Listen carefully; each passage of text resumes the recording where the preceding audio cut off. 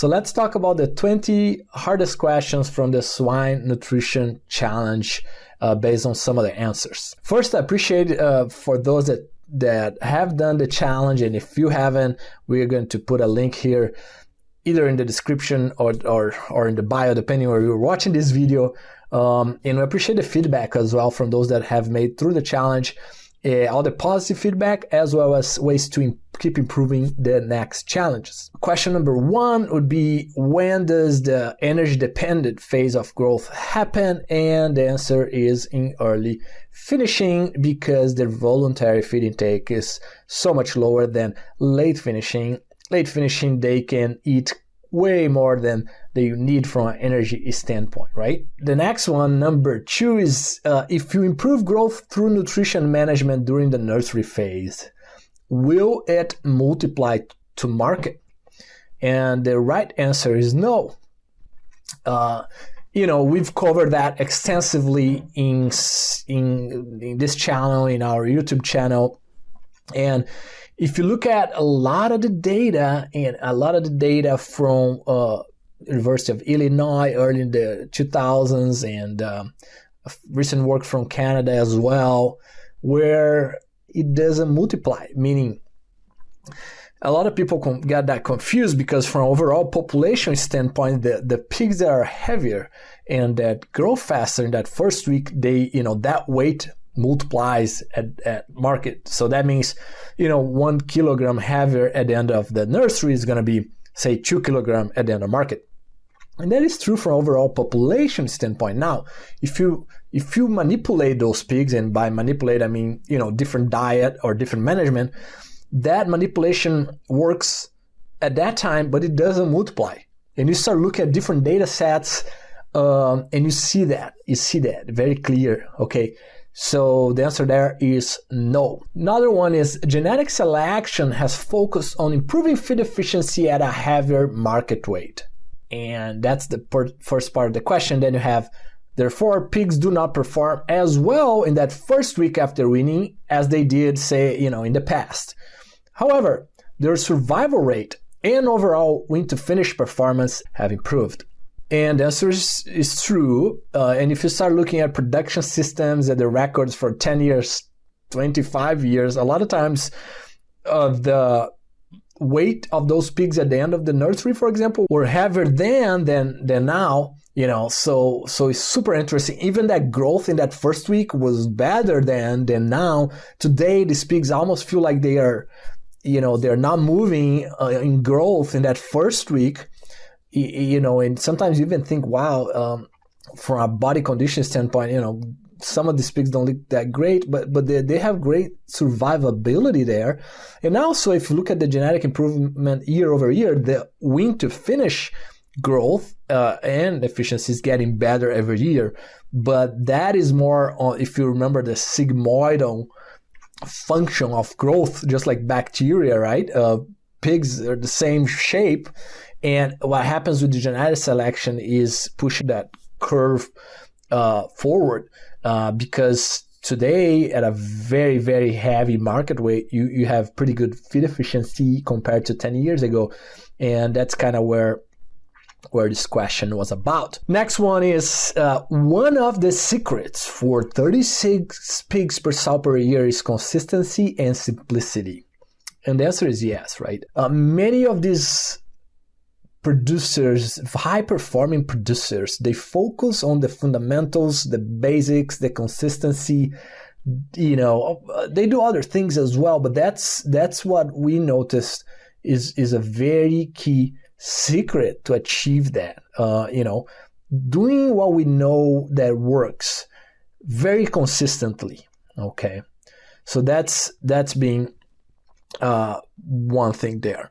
Next one is, does Palatine increase the removal rate on average? And the answer is yes. If you go through the data sets, that's something that many people don't get it, is that Palatine does increase removal rate. And it varies, could be 0 if they're very high health, and could be terrible if you have poor health and if you have fine particle size with it.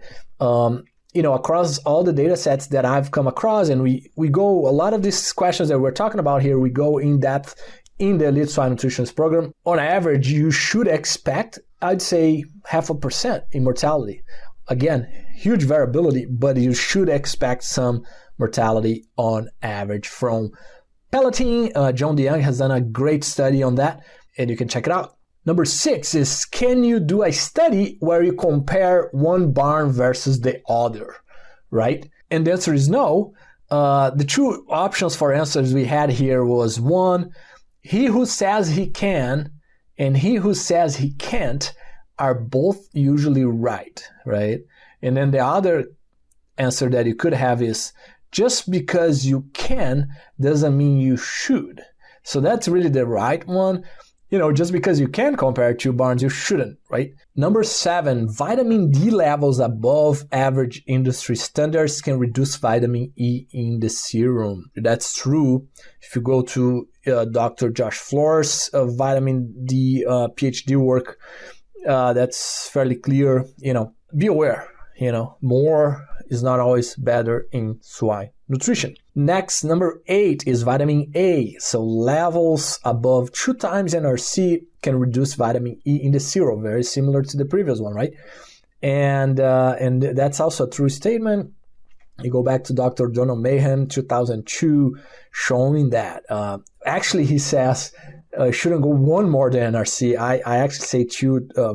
The industry is higher than 2, quite a bit higher. So one more time, more is not necessarily better in swine nutrition. Number 9, what is the minimum number of experimental units per treatment you'd have in a nursery or finishing study? Many people answer 4, and then the 4, but 12 is ideal. But the correct answer is 6. You really don't want to go less than 6. If I see a paper with less than 6 experimental units per treatment, I stop reading because it's just going to confuse my understanding of the truth. So 6, but 18 is ideal. Now, we can argue what is ideal, 12 or 18 or more, but then the way you would answer this question, you figure this out, is by the first parameter there, right? So the minimum is 6. Question number 10 here. Based on the latest research, sows should be full fed during the wean to estrus interval. Okay, so 1, I'm not aware of a single randomized study where our industry came with that recommendation, right? This is something, if you ask 100 people, 99 of them would say, yeah, you should full feed, which I said that for a long time. But then you start looking, okay, where's the data? Well, there's no data. That's fine. It makes some logical sense. Okay. And then we went back several years ago. Several folks have done large-scale studies, randomized, and no, right? They don't, the sow doesn't respond that, to a full feeding. The only thing we see is this, alleyways with a bunch of feed. Mold, it's not even fresh feed, which that's the problem. So, assuming a corn soy diet, I believe PIC's recent recommendation is at 2.7 kg there on a corn soy diet, for example. You can translate on the energy standpoint. Certainly no need to go above 3.6 kg, okay, per day. Question 11. Complex diets in the nursery are mostly worth it if they improve survivability. And that's true because, again, if you go back what we discussed early on here when it comes to body weight multiplies or not, a simple diet, many studies showing that a simple diet, it's okay. Even if you perform a little worse in the nursery phase, a lot of times, often pigs can catch up, of course. As in nutrition, everything is about the magnitude of that reduction. And we go in depth on that when in our program. But the point is, the most important thing here is survivability. That small difference in growth, it's not a big deal. It's not going to multiply. It's survivability. Now, if you have a complex diet that because of that you are having less diarrhea and less mortality, great. That's going to turn out to be economical, very likely. But not so much if it doesn't change survivability, so keep that in mind. Number 12, adding fiber during gestation is a no-brainer. It always makes sense. And the correct answer is false, because it's not a no-brainer. It may be a no-brainer if it's not you that are just paying for that feed bill, right? If it can be very expensive, and so you always look at that economic return and the trade-off. So it's not a no-brainer. Question number 13: can you infer association in observational studies since they are not randomized? And the answer is yes, you can infer association from an observational study. What you cannot infer is causation, right? Cause and effect. You can only infer cause and effect on a study that was randomized. And then 14 is increasing amino acids in late gestation increase piglet birth weight. And boy, we've done, lots of studies on this area in the last several years. My study with 1,000 sows, Dr. Lori Thomas' study, she had many levels of lysine and amino acids, and the answer is that does not change piglet birth weight. 15, pelleted diets with more than 20% fines have similar feed efficiency as a meal diet. And that's in general true, at least from the data that I'm aware of. Again, Palatine has many other areas of nutrition. We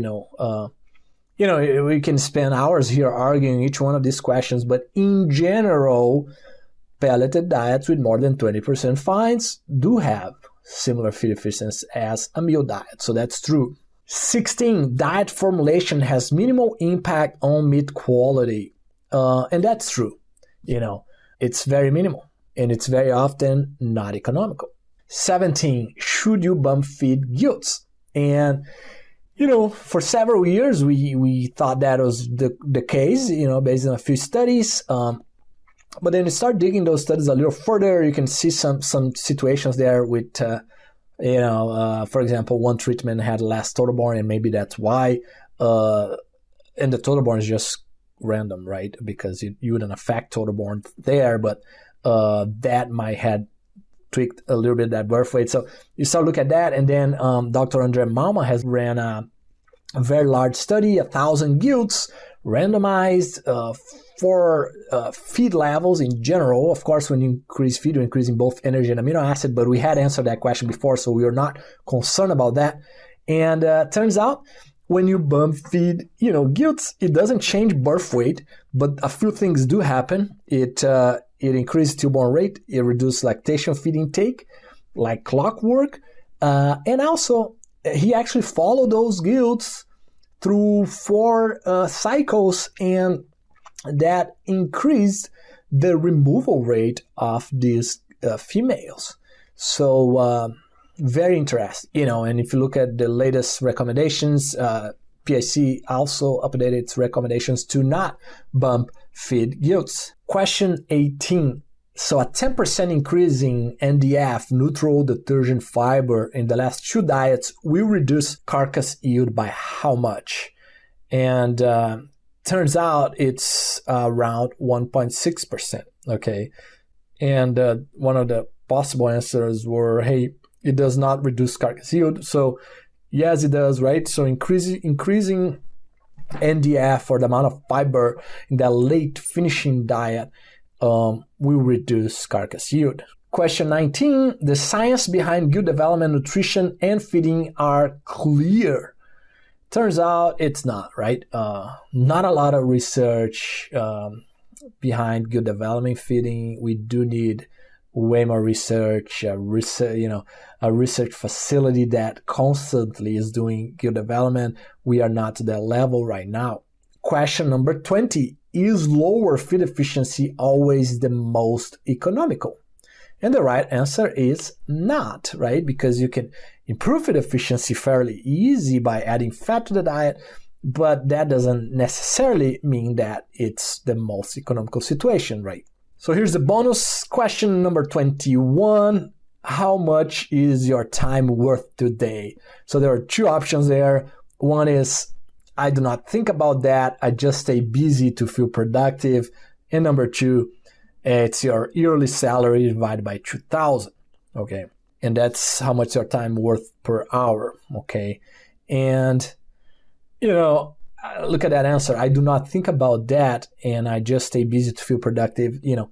I hope that's not the case for most of you. You want to make sure you know how much your time is worth and allocating your time, which is it's a commodity that's the most valuable, and just be smart about that, right? So, if you missed the challenge, again, the link's going to be somewhere here below or in the bio. And also register to our Elite Swine Nutritionist program. We have 8 world-class swine nutritionists breaking down some of these paradigms. And, we have a small community. We have some live sessions, Q&A, a bunch of recorded sessions as well, over 100 micro lessons, over 10 Excel-based spreadsheets. And as of today, I believe we have 6 spots left here for this next group. And, if you have any questions, let us know, and we'll see you soon.